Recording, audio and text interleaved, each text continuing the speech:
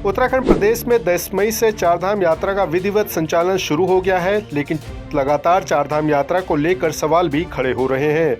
वहीं खुद मुख्यमंत्री पुष्कर सिंह धामी ने यात्रा व्यवस्थाओं का मौके पर जाकर निरीक्षण किया है। दूसरी तरफ अब सरकार चारधाम यात्रा प्राधिकरण बनाने पर भी विचार कर रही है। बद्री केदार मंदिर समिति के अध्यक्ष अजेंद्र अजय का कहना है कि राज्य सरकार चारधाम यात्रा में निरंतर सुधार कर रही है।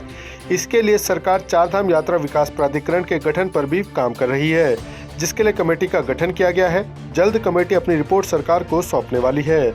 वहीं इन सबके बीच एक सवाल यह भी खड़ा हो रहा है कि साल 2021 में त्रिवेंद्र सरकार में व्यवस्थाओं को बेहतर करने के लिए बने चारधाम देवस्थानम प्रबंधन बोर्ड को भंग किया गया था। अब सरकार एक बार फिर से चारधाम यात्रा प्राधिकरण का गठन करने पर विचार कर रही है।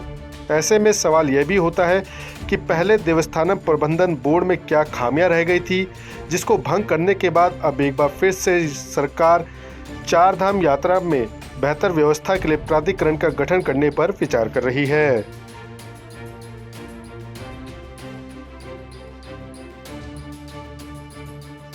सरकार निरंतर जो चारधाम यात्रा व्यवस्थाएं हैं उनमें सुधार किस प्रकार से हो, इसके लिए लगातार विचार कर रही है, प्रयास कर रही है।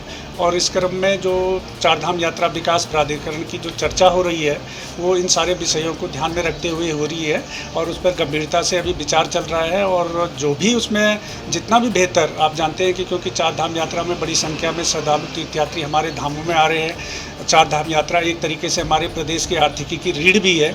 तो जो यहाँ पर जो श्रद्धालु तीर्थयात्री आते हैं उनको किस प्रकार से अच्छी से अच्छी व्यवस्था मिल सके, किस प्रकार से व्यवस्थाओं में और अधिक सुधार हो, संशोधन हो, उनमें मजबूती मिले, इसके लिए प्रदेश सरकार निरंतर विचार कर रही है। और उसी संदर्भ में इस चारधाम यात्रा प्राधिकरण के जो विचार आया है उस पर अभी सरकार गंभीरता से, उस पर एक कमेटी भी सरकार द्वारा गठित की गई है और शीघ्र ही वो कमेटी अपनी जो संस्तुतियाँ हैं, जो रिपोर्ट है वो प्रदेश सरकार को सौंपेगी।